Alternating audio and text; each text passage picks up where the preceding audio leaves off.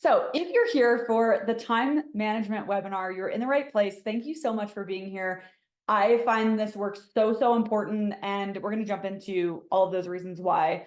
This is just a little overview of what we're doing. We're going to talk about the problem solution. It's a normal webinar. Okay, why are we here? So you're constantly, if you're here, you feel like there's probably not enough time. And it's hard to feel like you ever get caught up. And I'm sure that you've tried so many things to try to make this better. And I just want you to like take a deep breath and through your nose, out through your mouth, and know that you are taken care of and that we are going to solve this problem today in the next 45 minutes.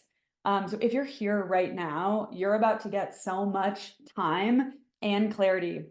On the time front, spending some time and focus on time will help you create more time. It's kind of like that idea that sometimes you have to spend money to make money.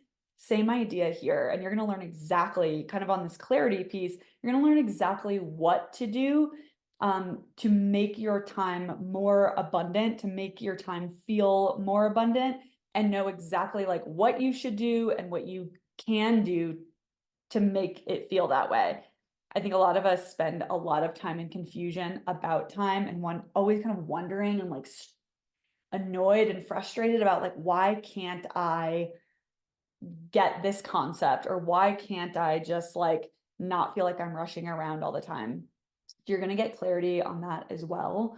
I think time can feel really confusing, but I'm going to try to make this as simple as we possibly can. A lot of these concepts are really actually simple in theory, and then we have to just be okay with practicing executing them. I formerly worked in the advertising industry in New York and kind of had like zero time ownership, or like not much. I was very much like owned by the people around me and the pace of New York in terms of time back then. It was a super competitive environment. There weren't a lot of rules or leadership structure. I worked late and on weekends all the time.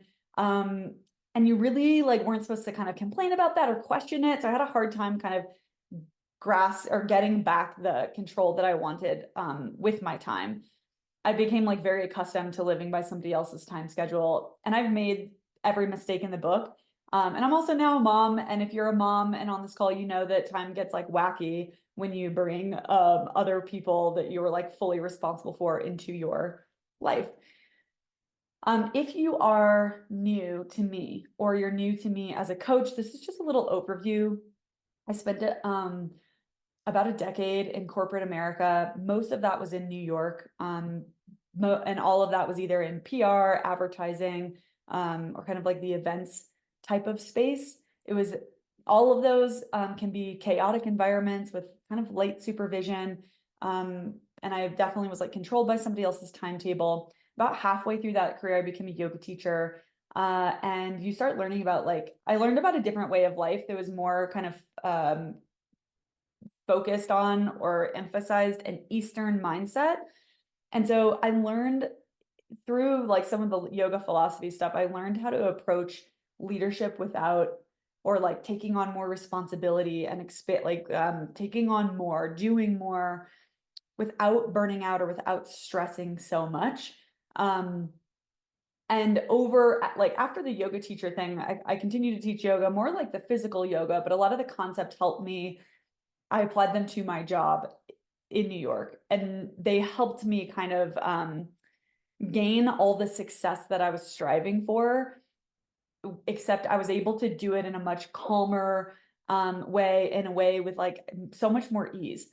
Along the way, I started taking more trainings because I got really interested in this idea of like how can we thrive, or how can we do effort in this way and make it a little bit easier for someone like me who's like kind of a chronic stressor outer. So I took a positive psychology training and learned more about human motivation, also like how people really go from kind of neutral to thriving. And then I became a coach. I did a coach training with the Life Coach School so I could really help people effectively overcome the obstacles in their life. And for me, I wanted to help women at work. I did that to help women overcome career and work obstacles. And of course, I work on my clients with all kinds of life stuff too, which brings me to like present day, which is what I do now, which is I'm an executive coach and leadership development coach for women. And I help senior level women create more success and fulfillment. That fulfillment piece is so important and a big piece of like what we're doing today in their careers and in their lives. Let's jump into the problem, time, and the solution. Okay, so the top reasons I think that we battle with time, and I'm coming at this from a perspective of myself and of like who is on this call. And if you're on this call, you're very likely an ambitious woman, you're a working woman, or you're someone that was really like drawn into the idea of like time and how it works. And so when I think about working women and ambitious women and how we do things and how we go to work, these are the top things that I think that we battle with regarding time. First, long to-do list. And that specifically is like being a little bit too usually ambition is like seen as a great thing. Sometimes we can become too ambitious. We're going to talk about where that scale is today a little bit. Become too ambitious about what you can do in the time that's available. We have prioritization overwhelm. So we kind of we get overwhelmed by the amount of things and we avoid identifying and then really like doing the most important things. I would say identifying what is the most important thing is maybe the bigger challenge than even doing it. Even though other things get in the way of executing the most important thing. But it's this, a little bit of like a failure, like miscommunication with ourselves on like, what is the most important in any given moment? And then there's external pressure, right? People like us kind of do care sometimes about external validation or external, what other people maybe are thinking about us, or we want to do a good job. So we're paying attention to cues. We're listening always to what other people are telling us, whether it's our boss or the people in our lives. And this is a little bit of just like female conditioning as well of like, and we'll talk about people pleasing in a second, but this external pressure, it's like allowing the demands of our job, which we care about, like you care about your job, you care about your career, there's nothing wrong with that, but we allow the demands of the job or other strong personality types or people's opinions that we care about dictate how you spend time without putting it through the filter of how you want to spend time. And then there's another bonus one, and I put a skull here because I think that this one is kind of sneaky, and it's kind of like a focus, or it's like a focus killer, and that is just distraction. And I know that I don't want to like beat a dead horse here because we all know when I say distraction, you're probably thinking about your cell phone and like social media and all those things. I struggle with it too, but we are battling against, real, like I'm sure a lot of you have seen the documentaries about like how addicting social media is, how addicting some of like our devices are made to suck us in. But there's also, so that is like a piece that we want to look at or consider. There's also just the natural discomfort or friction to getting your brain to focus. We are wired to stay alive. Like your brain, what's sitting right next to like the part of your brain that dreams about your life and has these visions for your life, right next to it sits another part of your brain that is like, hey, you are alive right now doing the things that you're doing now. We're fine. You do not need to grow anymore. You don't need to expand anymore. Everything you're doing right now is fine. And if you're not, if you're kind of distracted or whatever, nothing's gone wrong, it's good. We're comfy. So to move against that, we do have to like focus our brain. And then we've got all the like phones and stuff, which actually like weaken your focus muscle, your like brain focus muscle. Like it makes it weaker and weaker, and it's harder and harder to then get your brain to like focus on something for even 20 minutes. There's a few other things at play too for AAA women like us. AAA women are an endearing is an endearing title that I give my clients or like people that are probably likely to work with me. And AAA stands for ambitious, type A, and a little bit antsy. So like that antsy thing is like we're always looking for the next thing. We're always looking we're always like wanting to, get the promotion or get a raise or like, what's the next thing in my career? So we're kind of always striving for the next step. So there's like for people like us, there's a few more things that I want to talk about. Performative productivity culture at the top. This is something that like is just true about the world that we work in right now. And performative productivity culture is kind of the idea that like you could get your work done. Like it's like, have you ever heard someone from Europe that has like come to America to work and they're like, I get my work done, I work harder maybe, and I get my work done by 4 p.m., but like everyone else stays at the office until 9 p.m. Like there's this like badge culture around being seen as busy or being in the office longer or working hard. And so we're inundated with like do more and be busy messages.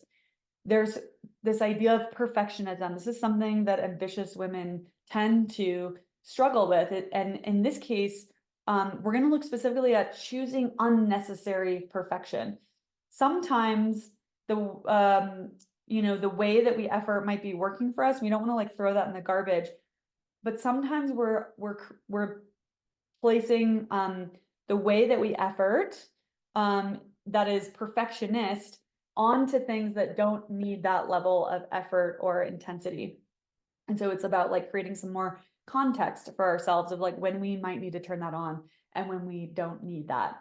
Then there's people pleasing. So, the idea that you'd rather disappoint ourselves and maybe skip out on something that we really want to do with our time in order to not disappoint someone else. And then there's this last idea of giving up autonomy. And it's just like this general social pressure or social norms that drive what you should be doing. You might take a moment right now and reflect on, there might be a little list that you could think of things that you've been told you should do, or maybe not told implicitly, but that you feel like you should do. We're going to kind of question that today, but sometimes we don't question them and we end up spending our time on a bunch of stuff that we actually don't even care about. All of these things only pile on and contribute to the feeling that you're doing something wrong and leave you feeling like crap when it comes to time, or leaving you feeling like there's never enough and you're always rushing around with like a chicken with your head cut off. And so in order to feel better about time, we need to talk about the reality of time. And I'm going to warn you before I go to the next slide. It's a little morbid. Like it's a little bit, I think this is one of the reasons why time is, we leave it over here in this like confusing bucket because it's a little uncomfortable to think about time in the way that I'm going to present it to you. The truth about time is that it's finite and we can't make more once it's gone. And I don't say that to create more pressure, so stay with me. Like I want to talk more about what this means. So you only get however much time you already have. So you can't really save time. I mean, we talk about saving time by like getting a shorter route someplace, but you can't really save time. Like you can't take a week, like you can't take next week and be like, I'm saving it. I'm going to put it in my savings account and like use that week like at the end of the year and make 2024 like a longer year or something like that. So you can't save time and you can't add time. You can't really add time to your life. I like to think about it as like when you turn on your kitchen faucet, when the water comes out and goes down the drain, you can't really like dig that water back up. I mean, in theory, you like kind of could, but like in your everyday life, when you turn it on, it comes out and it goes down. So if you don't capture it or use it really well, the water's gone. And that's a little bit how time is. Except that with a water faucet, we're like pretty confident that water faucet's like in a modern day life, we're pretty confident that water faucet's going to turn on every day. And then if it gets broken, someone can fix it and like we can turn the time back on or turn the water back on. So like we know that, in like, whatever, like given that there's not a drought, which, could happen, especially in Utah where I live, we're like pretty confident that like in years and years from now, if I go to my faucet and turn it on, there's going to be water that comes out of it. We don't have that guarantee with time. We don't really know, like we can guess if you're like healthy, and like we have factors that we can predict, maybe life expectancy and all of those things. But we really don't know for sure like when our time for living is up. And we also don't know like when our time for like the quality of our life that we have right now is gone. The only absolute guaranteed time is right now. And so it in reality, time is a non-renewable resource. And you either kind of like the sink analogy, like, or the faucet analogy, you either use it well or you lose it. In this way, like time is kind of only running out. And I don't want to say this in a way to make you feel like, oh my gosh, I should be like stressing. I'm just trying to impress the point that time is worth thinking about. It is worth like slowly making the changes that you want to make so that you're spending your time in a way that feels really, really good to you. And we're going to talk about how to do that. And so like I view lost time not as like this like moment of ruin or like disaster, but lost time is really spending time on something that you truly don't want to spend your time on. So when we think about time this way, and I think this is for me, this is a more helpful way to think about time in general, is thinking about it as other highly valuable resources that you care about. So think about like some of the other things, and you could probably add to this list, but the top ones that came to my mind were like money, jewelry, cars, a home. Do you treat time like all of your other highly valued resources, like these listed here? And I have like just some questions to kind of get you thinking about how you like interact with time compared to like some of these other things. Do you know how much money you have in your bank account and what you spend it on? You probably do. Do you know where your I put engagement ring because usually that's like the one that has like the diamond, like a big diamond on it. It's like but it could be any piece of valuable jewelry. The example of when I was writing this, I was thinking about my grandmother gave me this diamond pendant, and it came from, there's one of the diamonds on a anniversary ring that my grandfather had given her, and I lost it. I left it in the pocket of a robe at like a hotel in the spa robe. I left it in the pocket and I never got it back. It's gone.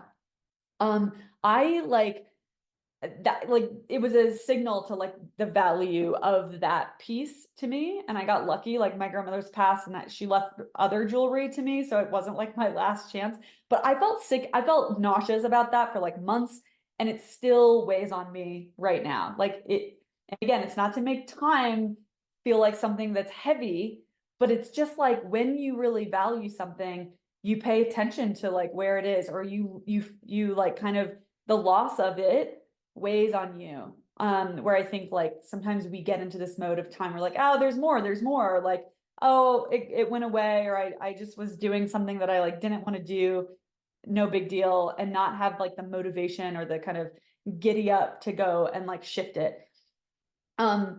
When you think about your car, do you lock your car and take the keys so that random people can't drive it?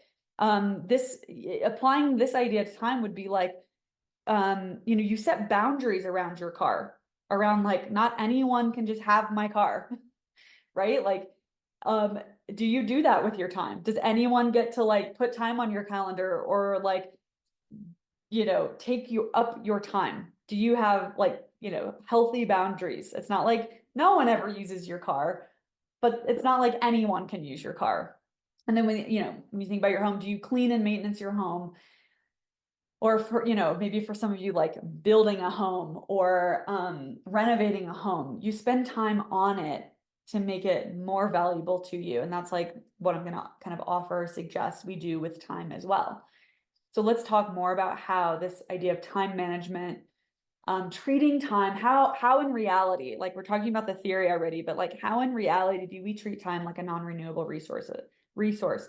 And really, it comes down to like three simple steps that I'm going to offer you today. That this should be like all that you need to make time feel really, really good to you. The first thing is a time audit. Just like you track where your money goes, we're going to track where your time goes, like specifically.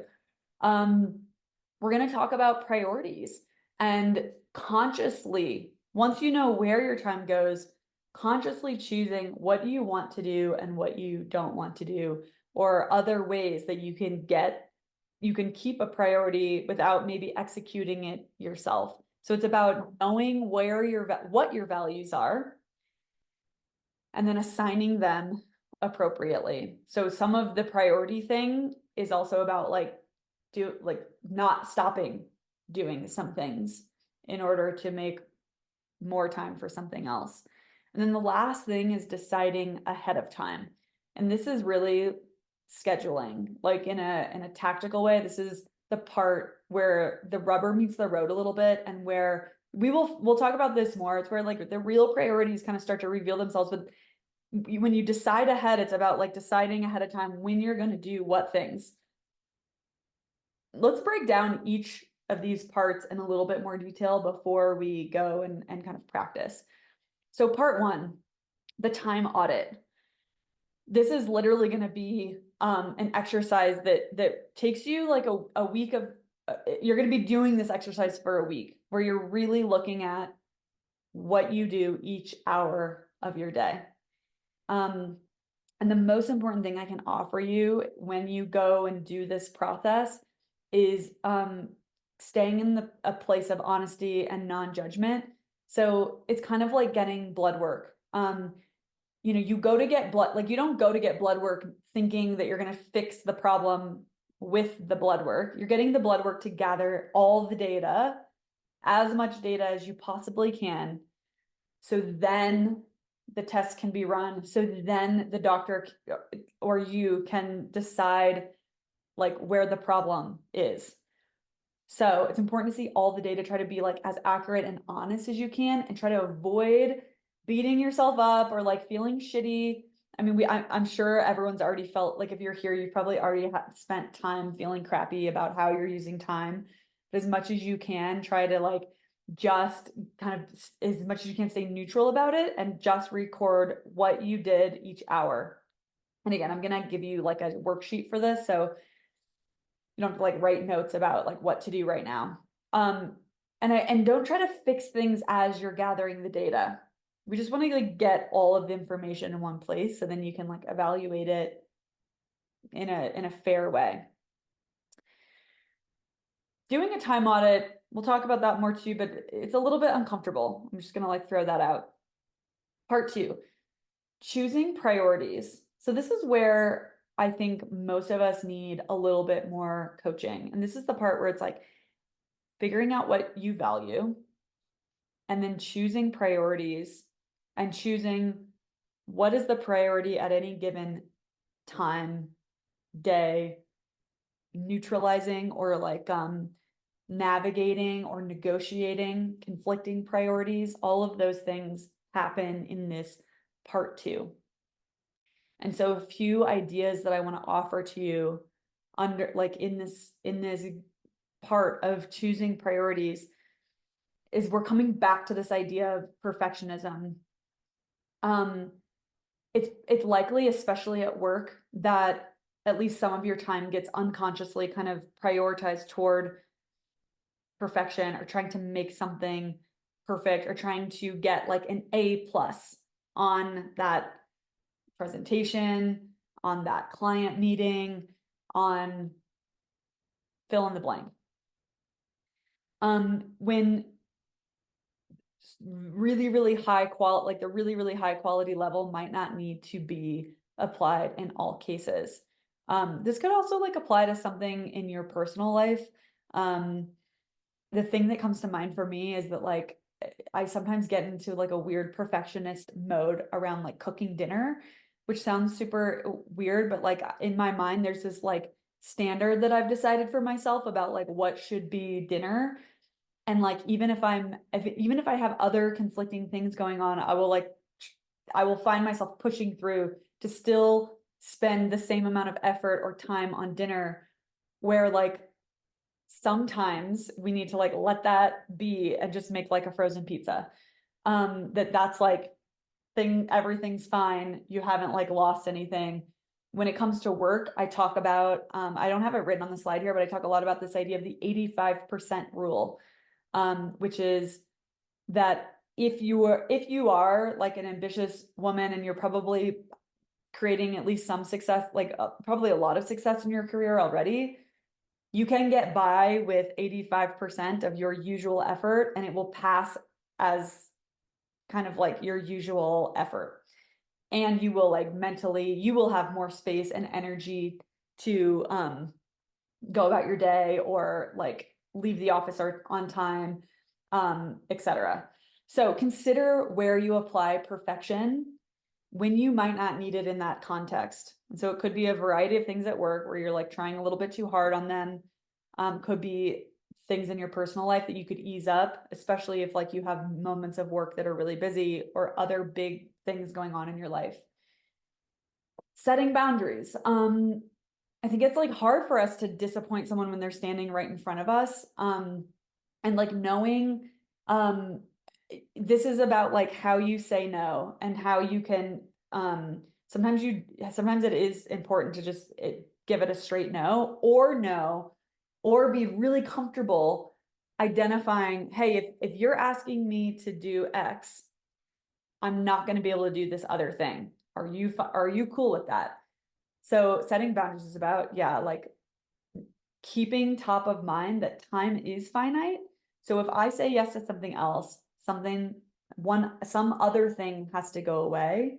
And I would like you to think about, this is where like trade-offs come in. And I would like you to think about trade-offs, not as if my boss asks me to do something at work, then I trade off something in my personal life, or I lose time with my children, or I lose time with my partner, or I lose sleep. That's like the classic kind of like way that we manage that is like, if I get asked more, then I just like self-abandon and deteriorate my personal time. Instead, keep the trade-offs in each bucket. So like if someone asks you to do something at work, make the trade-off something else at work. If someone asks you to do something in your personal life, make the trade-off happen within like the personal space of your life as well. So that you're careful to not only sacrifice your own time for everything else, if that makes sense. The next two are choice and temporary time budgeting. Something that comes up all the time when we're talking about priorities and we're getting into the nitty-gritty of like, listen, here's all this stuff that's like on my plate and it probably feels like too much already, is this idea of choice. And this is a little bit of a radical concept, but I find it really helpful and powerful. We've kind of been taught that you have to do certain things. And this is one of those like truth bombs again, like you actually don't have to do anything. And like a really common response is like, okay, well, like I have to go to work, or I have to feed my children, or I have to, see my parents, etc. The truth is you don't have to do any of those things. If you like really press and you say like, actually, like a lot of people like don't go to work, and like there's people like also like don't feed their children, actually, like that's a reality. There's no one like holding an actual gun to your head saying like you must do this like right now. When you think about it that way, you might be like, but Maria, I want to feed my children, or like I don't want to maybe suffer the consequences. Like consequences also, like there are consequences. So like if you're like, I have to go to work, it's like you don't have to. If you don't, you probably won't live the same life that you live right now. You might need to like be housed by someone else. You might not be able to buy like clothing the way that you do now. You might need to ask people to feed you, or like go to like a soup kitchen to get food, right? And like when you think about it that way, you're like, wait, you're likely the answer is like, wait, I don't want to do those things. I want the money that I have. This is seems maybe simple or might seem like a little ludicrous, but this is so important because the energy difference between I have to do this and feeling resentful that you're like in these handcuffs. And I'm not denying, like, I get it, the golden handcuff thing. But when you're feeling like you have to do it, it's heavy. It actually feels heavy to feel like you've been like all these burdens have been placed on you. When you're coming from the energy or the like, yeah, like the energy of like, no, I want to do that, it changes how you even approach that thing. And it reminds you, like, it's not about it, this isn't a lesson on like you should be grateful. It's more about the reminder that everything is a choice. And so hopefully that little lesson gives you maybe like a new perspective on how you think about maybe going to work or some things in your life that you've chosen that now feel kind of heavy. So hopefully it gives you a little bit of a different like, oh, you know, actually, like it's hard, you know, but I like, and a good example for me is like a home renovation. Like it's hard and it's a lot of work, but I'm so happy. Like I wanted to do it, even though sometimes it felt like overwhelming. But in the end, I wanted that thing. I wanted the result of that. And I hope it also creates more space for you to realize that there are things in your life that you don't actually want to do, that you can actually just stop. Thinking about everything as a choice allows you to get rid of all of the like shoulds that you actually don't want to do. So I encourage you to really start thinking about everything. Like, what if you scraped everything clean and you reminded yourself that like you don't have to do anything? What would you change? Like, what would you just cut out immediately? What things might you delegate or have someone else do? Right? Might be some things in between where you're like, I want fresh whole foods for my kids or for myself, but I hate cooking. So I want the thing, but I don't want to have to like make every meal. Right? There's a solution, like there are solutions to like your brain goes to work solving another problem when you put it like that, compared to, oh, I have to cook every night and I fucking hate like chopping vegetables or whatever. It really does like shift. And then this last one, temporary time budgeting. Just like you might stop buying shoes for a couple of months to save for something else, this is also how time might work. So, you know, maybe you do delete Instagram or TikTok or some app that's like that you notice and when you do the time audit that you notice it's like taking a lot of time. It doesn't, I think when we tell ourselves like I'm deleting it, like I'm going to delete it, we think, oh my gosh, like I am never getting on that app again. I'm never, and you start thinking about all the things you're going to lose. I'm never going to be caught up with my friends, yada, yada, yada. It's really hard then to like take action on that or keep that commitment to yourself or prioritize something else over that. But temporary time budgeting can be really helpful in like, I'm going to get rid of this for a bit. It doesn't mean it's gone forever. And I'm going to see how it feels. Maybe it reinvigorates, like, you know, figuring out a way to make more time for something else, to have maybe a social media app and spend some time on it. And then I switch, and then I realize that there's this other thing in my life that I actually don't like doing or that isn't as valuable to me anymore. Let yourself, let yourself like go through that process, or let yourself go on like temporary budgets in order to like discover for yourself what's really important and to get more clarity on like what you're trading off for what. Okay, part 3, decide and schedule. So when I do these webinars, I never really give you like when you saw a time management webinar, like, you know, a lot of time management webinars are like a bunch of tactics.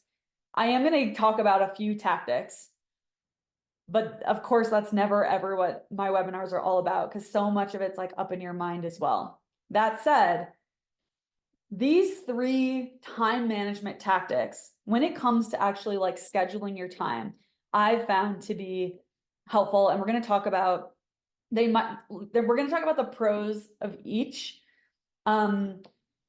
And some of them you might not be familiar with. So I encourage you, as I'm talking through these, to pick at least one that you haven't done before to try. Because this part where we actually schedule things and treat time like the resource that it is, this non-renewable resource, this is really where like this work comes to life. And I'm going to talk about that on the next slide of like some of the things that might come up. Okay, Monday hour 1. This is a tool that basically every single Monday you take 1 hour, you put your phone away, and you plan your entire week. So what it looks like is you brain dump everything that you want to do that week. You make a huge list, and then you schedule it. You schedule everything Monday all the way to Friday, or like whatever your week kind of looks like in terms of how you want to schedule it. I try to not, one of my priorities is to not overschedule my weekends. So I'm more kind of intense about scheduling my week. So you write down everything you want to do that week, and then you actually schedule it on a calendar. So you have like on Monday, you have like 9 to 10, Monday hour 1, and then from there it's like you put in when you're going to eat lunch, when you're going to eat dinner, maybe you have dinner out with friends, when you're picking up your kids, every task that you're going to do. So this, I think the positive of this is it kind of creates a little bit of the, a lot of us just kind of like let the day kind of take us, and we get caught in email, and we're like, someone sends an email and we're like, oh shoot, I forgot about that. And I've got to like respond immediately, or we just end up like sitting in email all day. Or we let like random meetings kind of like attack our calendar. And if we don't have any structure to the calendar at the beginning of the week, if we don't decide what we want to do first, that's when like all this other stuff starts to own our schedules. The thing I also really like about this is that it very quickly shows you where there's like no more time. So we tend to like think we can do way more in a week than we can. And it really quickly shows you like, okay, like it shows you quickly like really what the priorities are. I love that one a lot. The Pomodoro method. Pomodoro means tomato. I think there's like a tomato timer, and that's why it's named this, but it's basically setting a timer for 20 minutes and focusing on whatever task you've chosen with your phone out of sight. And this is a great, we talked about like your focus, brain muscle, kind of a lot of the things in our world make that muscle weaker. This is a great way to build your focus muscle back up and make it stronger. And it shows you like what you can accomplish with short bursts of focus. And usually it's like a little bit maybe more than you thought you did, especially if you tend to like pick up your phone or get distracted or like, want to tidy the house or whatever, which is something that now that I work from home happens all the time. Time blocking. I also use this so much. We're going to talk about this a little bit more later too. Setting up your calendar so you have a recurring large blocks of time, and this it needs to be at least 2 hours, maybe 2 to 4 hours, where no one else can schedule a meeting on top of it. It helps to reduce task switching a bunch. And if you work in an office, I really, really recommend this one if you work in an office or if you're managing other people. The amount of times that other people can come to your desk and say, hey, can I chat with you real quick? Or, hey, I wanted a gut check. That is such a focus killer. And I didn't realize how much it was affecting me until I started doing this.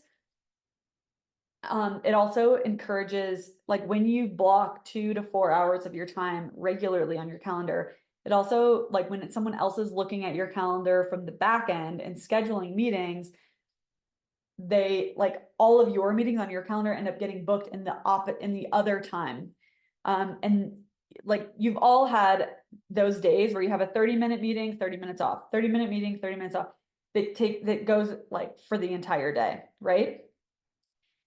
When you look at that you're not getting shit done besides like checking a few emails and like running around and then going to meetings and then yada, yada, yada. The problem with this is that because you have those 30 minutes in between each one, it's more likely that the meeting before is going to go over by 5 minutes. because you mentally are like, oh, I don't have to go to the next one for 30. You're like less likely to be like, oh, I'll start a whole big project in this like 30 minutes. You're not going to do that. But really, the amount of time scheduled is only 4 of the 8 hours in that day. It's a huge, huge time loss. So time blocking forces like all of your meetings to go right in a row. You're like, I have a meeting right after this, so like I gotta move. And that makes a big difference in like whether it naturally has you prioritizing what's the most important thing to talk about right now in this meeting. Let's talk about it and move on. Part 4, bonus, evaluating. This is like everything that you discover along the way once you start scheduling. And these are kind of like common challenges that I'm going to talk about them ahead of time so that you're a little bit prepared for them. The first is like how long things really take. I said this before, we underestimate what we can do in 5 years, but we overestimate what we can do in a week. When you really put like where the rubber meets the road and you start really scheduling in a more like specific way, and like where the time is going, you will quickly learn that you probably need to prioritize more, or in other words, cut more things from the list initially than you think. Because while you're like figuring out how much time each thing takes, you're also rebuilding your focus muscle. So things probably are going to like, things always take longer in the beginning, and then we get more efficient at them. So all of these things come to light once you really start scheduling. So just be aware that like whatever like schedule you set for like the first week that you do this, you're going to need to edit it on week 2. It's like, think about it more as like a practice rather than like you trying to execute this as a robot. You will learn a lot about your own humanness. So like this scheduling is helpful, and it does reduce, the psychology behind it is that it reduces decision making. But even still, you might discover that it's difficult to do the thing that you needed to do when you said you were going to do it. And you will face physical tiredness, resistance, and like mental and emotional blocks. This might be a reason to get coached on this specific, on scheduling, on time management. This last one P at a time. P is priority. So you can have everything, but just not all at once. So you can have many priorities, but you can really only have one main priority at any given time. And so in a world of like all the distraction, practicing I encourage you to practice single pointed focus and giving yourself time to learn where and when to adjust a priority based on all the other factors in your life. And like that is a practice in itself. A couple quick kind of case studies. I'm going to like go through these pretty quickly. These are case studies of my own time. And I wanted to talk about these like specific examples at work, and then some of the things that you couldn't see from the outside. Like when I tell these stories about, oh, I stopped going to some meetings, that this is a point when I started questioning what was put on my calendar, and I made choices based on like actual priorities. So if I had a really important presentation or client meeting coming up, I would skip meetings if they weren't absolutely essential. What you couldn't see behind the scenes is me doing the pre-work of making the decision, right? Like only I could decide whether that meeting was less important than my client thing in front of me. My boss was never going to walk through my calendar like that specifically with me, right? Like I had to do that work.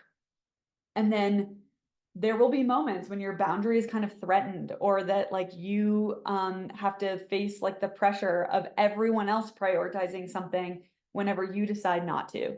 So you might come up against questioning yourself. Like in this case, when the whole department stands up to go to this meeting, I kept my ass in the seat and like got my shit done. And so like it's important to know like some of the like hidden things that happen that you have to maybe overcome. When I started leaving the office at 6 p.m. every day, that was like an internal boundary.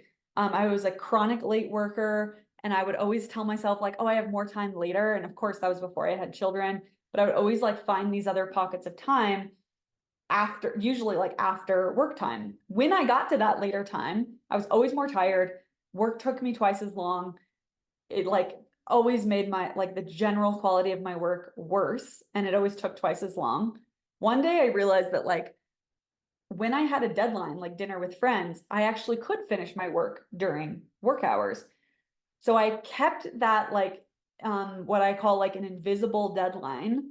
And what you didn't see is like the benefits of resting and taking a break. So like whether I had that deadline or not, I noticed that when I left at 6 and I had a full break, I had the full evening and like I wasn't staying up until midnight. It created a positive flywheel of more motivation, creativity, and focus. So all of my work quality got so much better. And I slowly built this motivation to focus in the morning whenever you're most alert. It's like your best hours to work.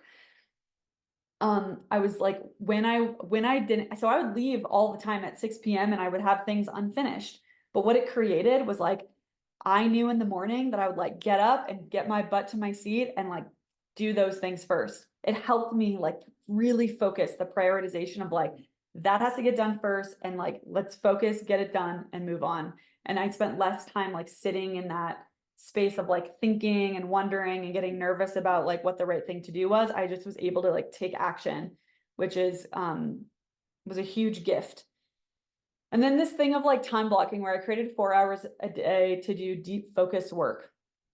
The things that you didn't see, not like you didn't see me weighing in on every email thread. My team was left to themselves to solve problems, and when I didn't weigh in, it made them much better at their jobs. And then I also like did what it took. And like what this means to me is I had to, sometimes I fibbed a little, like I wasn't like telling huge lies, but I would lock myself in a conference room. And even if I wasn't on the phone or having a meeting, I would put myself, I would put myself in a different location so that I could avoid those like little mini conversations of like, hey, could I pick your brain? Or hey, what do you think about this? Or hey, what'd you do this weekend?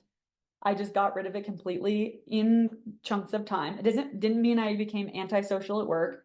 I just honed that time so that when I was doing that deep work for those like 2 to 4 hour chunks, I really had quiet and like introspection time. Okay, let's apply it. I love this quote. Time is what we want most, but use worst. This is what it looks like. I'm gonna grab the link and drop it in the chat. If you need, it's also in the email that I sent about like an hour before the call. This is what this looks like. And you can see here that like the writing down what time and the task is like more of like the audit. So I would encourage you to like complete the yellow and green columns. We're not going to do all of this right now, but once you get into it, I'm going to encourage you to complete these two and then go back and the reason and the drop, delegate, or do with love sections are more to help you choose your priorities. And then scheduling, of course, happens like in your Google Calendar, whatever to-do list you use to schedule yourself. I use todo.com, spelt the French way, to do the French way. I'll drop that in the chat in a second. So go ahead and pull this up, and what we're going to do is we're going to just practice to get your mind rolling on like questions and things. Drop into this and put like start on like hour 1 is like 3 hours ago, basically. And then do the hour after that and just write down tasks, like what you did with that hour, what you did with what you did with hour 1, hour 2, and then go ahead and draw, like when you think about reason, like if it was something for work, if your reason for work is like money and you know how you like, you're like, yeah, money and like to pay bills, that is a good enough reason, by the way. It's an absolute good, you don't need to have some like deep purpose for every single way that you spend your time. And like providing for yourself and taking care of yourself and or your family or people you love is like a purposeful reason. And then I want you to just consider like, do you want to do it? And if the answer is no, you might drop in this line. Do you like value the thing but don't want to execute it yourself? Could you delegate it? Or are you going to choose, remember the choice thing we talked about? Are you going to choose to do it with love? and knowing the reason why you're doing it and letting that be like enough of a reason. Okay, so do the last 2 hours. While you do that, I'm just gonna drop in the tool that I use for my to-do list. It's spelled like this, and I love it. It's like super, super simple to-do list.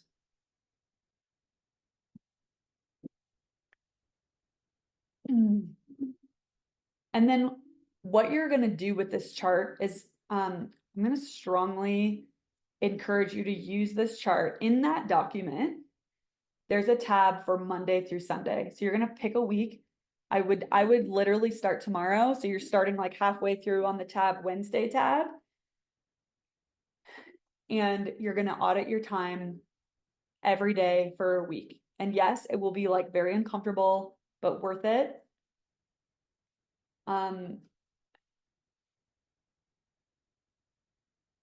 And you can come back to me with questions. Either like after the fact, like as you're in it and doing it. Before we kind of like get to the last section here, or just like a little bit more about my work as a whole, just want to review these simple steps. It's a time audit. You're choosing your priorities, both the green or time audit and priorities are both kind of captured in that supplemental Google Doc.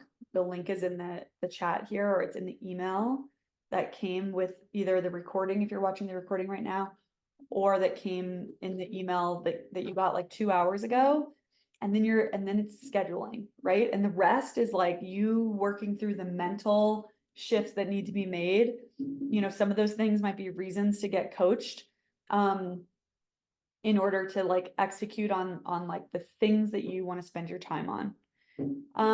Okay, and what's next? I want to share a little bit about the Burnout to Boss program, which is my coaching program. It's for senior level, high performing women. It's women who want to be more impactful in their organizations in a sustainable way, women who want success without sacrifice.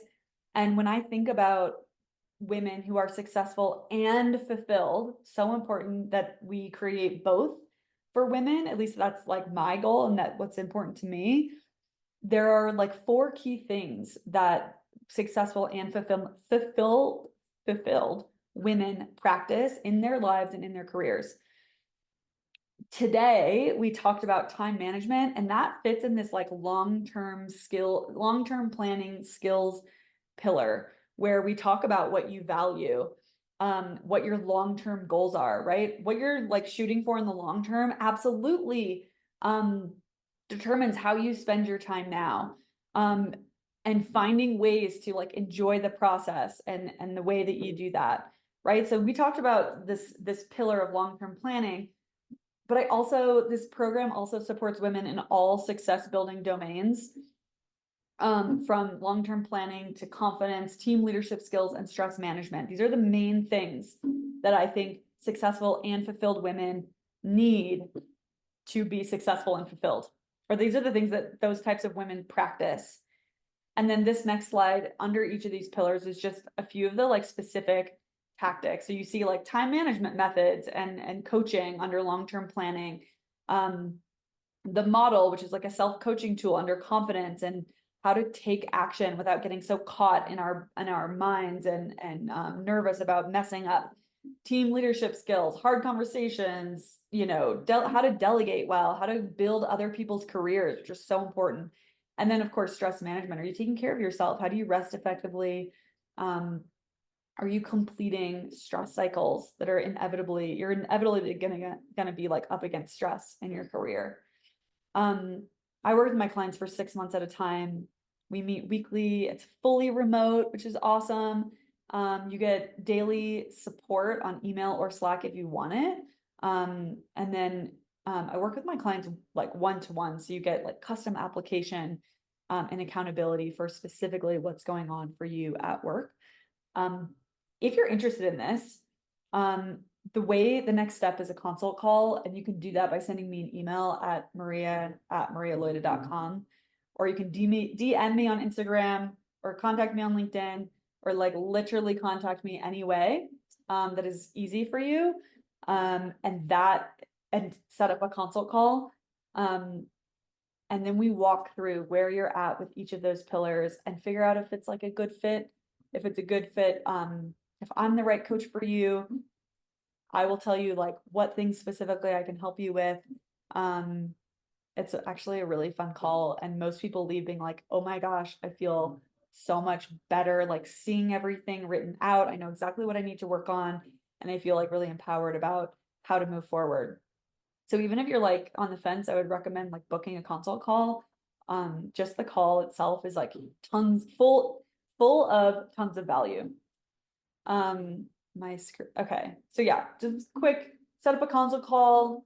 You just message me directly to do that 1 hour, and then you like decide, make a choice about what you want to do and start. There's no pressure to like do it, but I do recommend like setting up a consult call, just for the sake of like working through where you feel like there's like tension points in your career and in your life. For questions, for the sake of the recording, I'm gonna bump to the last slide here so that people that are watching the recording, if you have questions, you can email me. And I want to show you this slide so you can see my email, maria@marialoida.com. And I'm gonna like kind of wrap up the webinar, and then I have time to stay on for another couple minutes if anyone wants to ask questions live, and I will decide if it makes sense to add them. Thank you so much everyone for coming. I'm gonna stop sharing my screen and see if, make sure there's no other questions. Okay. Let's see. Yeah. Q&A. I can hear you now. I can't either. Okay.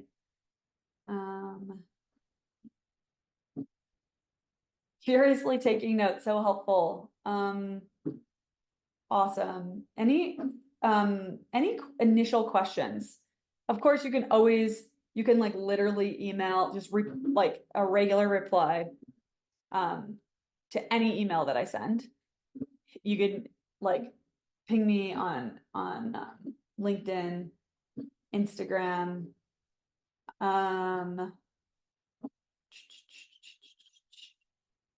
I'll wait for a couple more minutes. I think I tried to cover like, as you're thinking, please put them in. If I don't see it right away, just know that I'll just keep an eye on it. So here's the thing. I can anticipate what things might come up because like it's all the same. A lot of it's like the same stuff that comes up, like literally still comes up for me as I continue to practice these like time management tools. And yet this, now that you have this information, now that you have like a little bit of a guide, a lot of times the harder part is like executing it over time. Like, yeah, okay. Okay, so I'm gonna answer this question that just because it came in. But just to finish that thought, so much of the time management struggle, or like the things that become hard, or like in the execution part. So like kind of how we talked about where the rubber meets the road, and you're like, okay, like I put it on the calendar, working through those moments of like the specific situation, or like another reason you might want more support on this, or like specific coaching from me or someone else, is like deciding what the priority is and like talking that through. And there might be a process of like really working through the decision-making process that is a process that I have and help my clients use to decide like what is the priority when I have these two conflicting things. That's a thing that you might need help getting coaching on. You might need help getting coached on like, okay, I said I was going to do this thing at this time, and then when it was time to do it, I freaked out and I didn't do it. I mean, the amount of times that I've stared at my calendar and been like, I need to write something or prepare, a talk. I mean, I gave a talk back in March, like an hour-long talk in front of like real people. I spent weeks like staring at the to-do on my list, blocking time for it, not doing it. And I finally got coached on it because it was like, okay, we have to find out like where is the pressure? Why is there pressure? How do we think about it differently so that we can make it a little bit easier for us to actually like take action on the thing? Those are all time management related coaching things. Okay, Britt, I'm immediately skeptical about my ability to protect my time blocks because so much of my tasks end up being spontaneously flung my way, making it difficult to plan. Thoughts? What I would recommend for this is, okay, I love this question. What I would recommend, instead of, sometimes when we have, tasks being spontaneously flung my way, right? That was like my whole life in advertising. Like my boss would come to my desk and be like, we have a new business. It'd be like Tuesday and he'd be like, we have a new business on Friday. You have to do it. And I'd be like, whenever you usually had like 3 weeks to like prepare something like that, you had like 3 days. What I would recommend is assuming and booking time specifically for tasks to be spontaneously flung your way. So, of course, like I can't just have a convo with you, but please, like, if like, let's follow up on this specifically. But my guess is that you also have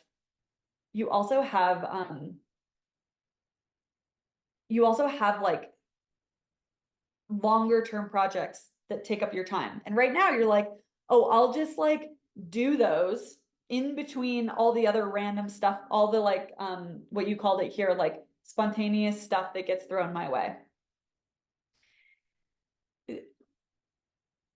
But that you can see how like after this webinar that like you're definitely probably like allowing just like you're allowing the schedule to rule you. So I would ask you, like, in most cases, I want like if you had a list of like all of the like longer term things that you kind of like try to get done in between, you had a big list of them and you compared them to the spontaneous things that get thrown your way, what truly is like the most important work? Because just because things are like spontaneously thrown at you doesn't necessarily mean that they're unimportant. They might actually be more important than like these other tasks that you're doing in between. So one is like determining like what truly is most important. And then I would actually plan big chunks of time for you to funnel in all these spontaneous tasks. And like you might have to test out like, is it always like 9 to 11 is when I kind of am like basically waiting for like spontaneous stuff to come in, and then I also have a chunk of time from like 1 to 3? Or is it better to do like 9 to 10 as a chunk that I'm like, I don't book anything over it because I'm like I'm waiting for like these, like you kind of have this way to like funnel in, and then you do like you could do a block from 9 to 10, you do a block from 1 to 2, and then you have a block from 4 to 5. And so anything that comes in after 10 gets funneled to the like 1 to 2 time. And we would have to have a conversation on like, are these things truly, you might have to have a conversation with yourself or get some coaching on like, are these things like urgent? Or can you plan to funnel them in still like potentially same day, but that they maybe sit for like an hour or two? That would be my initial kind of challenge, is like to stop being surprised by all the spontaneous stuff and just assume like, of course we're going to get like I'm going to get like a bunch of random requests without any notice. So like, if that's like the reality of the job, how do I like anticipate that and then like block? It's almost like, you're going to get a crap ton of emails. You don't know exactly what time every email is going to come in, but it's like totally reasonable now for people. I think, I don't know that everyone does this, but people talk about it a lot now where they're like, yeah, I like check my email 3 times a day. 1 hour, like I have an hour, I have 3 hours in the day that I only, that's when I check my email, and then I turn it off. And if something's really urgent, like my team knows that. And if something's like on absolute fucking fire, they will come get me in my office. Or there's some sort of signal, like call me twice or something. And like that's communicating to your team about like what is an emergency and how like communicating what your boundaries are is going to help you a lot. And then you have to like uphold them so that people stop getting used to the routine that you have around like maybe always being available. Okay, or to expand this question, it's also really hard for me to rely on my energy and focus levels. When the block comes up, I'm often exhausted or my brain doesn't work anymore, so I have to direct my energy to something else instead. Yeah, I definitely know what this feels like.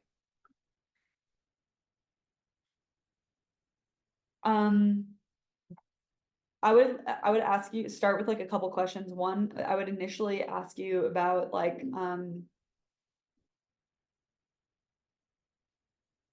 I would kind of ask, I would want to question you on like what happens when you like don't have a choice. Um, like if the deadline is like right away, what do you do? And how do you like coach yourself through that when you might need to? I am certainly in the mindset of trying to coach ourselves to a place or navigate our worlds to a place where we're not just powering through all the time. And so I would also ask you about just your like the practices you have outside of your work hours. Like, are you getting enough sleep regularly? Like, is that also a priority? Or you give it, like, are you getting enough sleep? Are there actual breaks? Right? Because we have, and then, so this is a tiered answer for sure. One is like, what happens when you kind of have to? And it depends on like what's actually happening in this moment. Two is, are you taking care of yourself well? Are you eating things that energize you during the day? Are you sleeping enough? You have to get real about those things. Like we have a body. So like if you're not taking care of it, you are going to be tired. And it's going to be like such a bigger push. And like after like a week of actually prioritizing your sleep and like maybe you need to go to bed at like 9 p.m.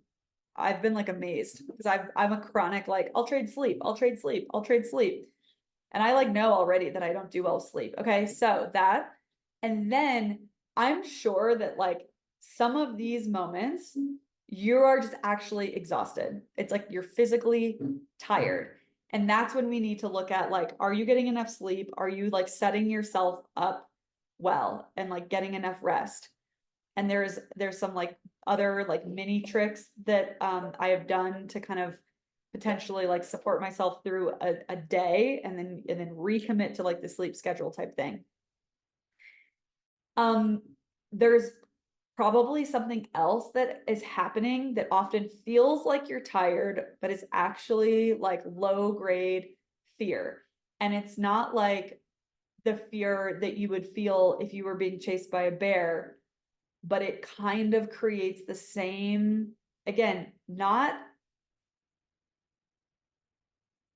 if it's like fight or flight response, you're like in flight is like a jumbo jet, you're kind of like it's like paragliding or like being in a helicopter. It's like a smaller version where you might not be like total stress and like adrenaline response, but you kind of like shut down a little bit.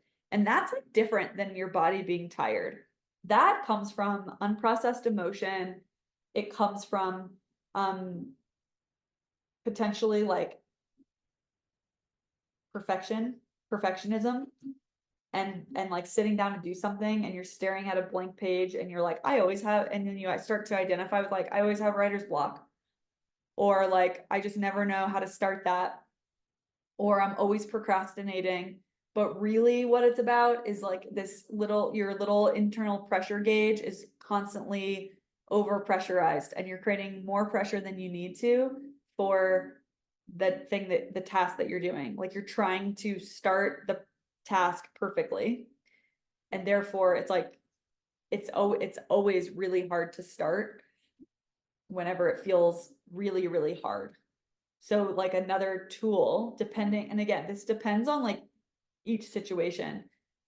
Another tool is like, how do you take whatever task is on your list and break it into like the smallest possible task? How do you make it as easy as possible? How do you I call it like a crappy first draft, where you literally say like, I'm going to try to do the crappiest first draft of this that I possibly can. Because a lot of times, because like when you say like, oh, I've got to direct my energy to something else instead, if you're feeling like overwhelmed, like low grade overwhelm about the task, you'll go and like do something else that you think is easier. Like you'll be like, oh, I'll just online grocery shop. So you're still like you're still like efforting and like doing something. So it's more about making the task or the thing in front of you feel less threatening. I hope that was helpful and not a crazy long answer.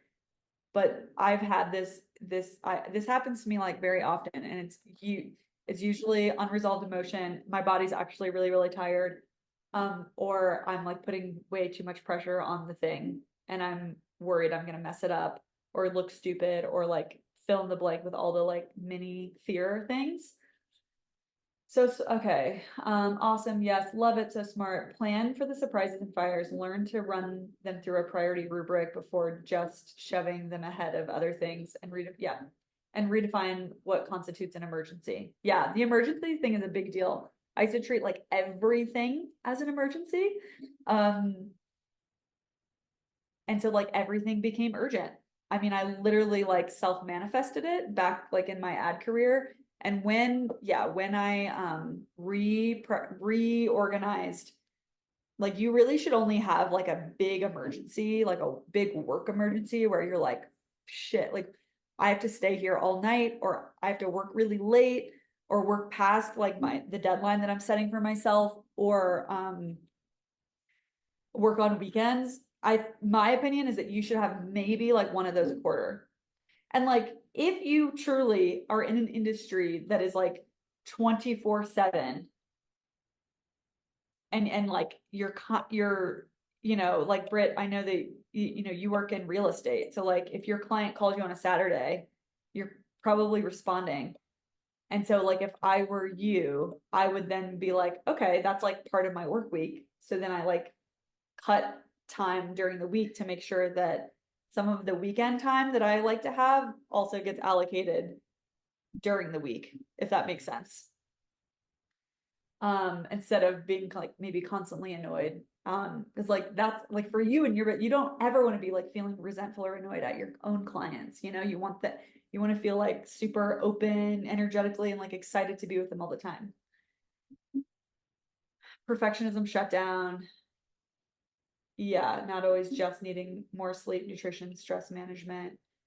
Okay, cool. I feel like I'm getting, okay, I think I'm here for more questions. I'm also I think I also got them all. Um Thank you guys so much. Uh I'm gonna send the replay tomorrow.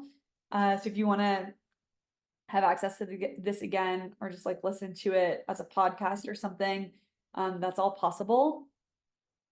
Thank you for these amazing questions. And I will see you out there on the internet, in email, on social media, like all the places that I usually am. And if you live in Park City, I hope that I see you in person soon. Okay, guys. Thank you. Bye.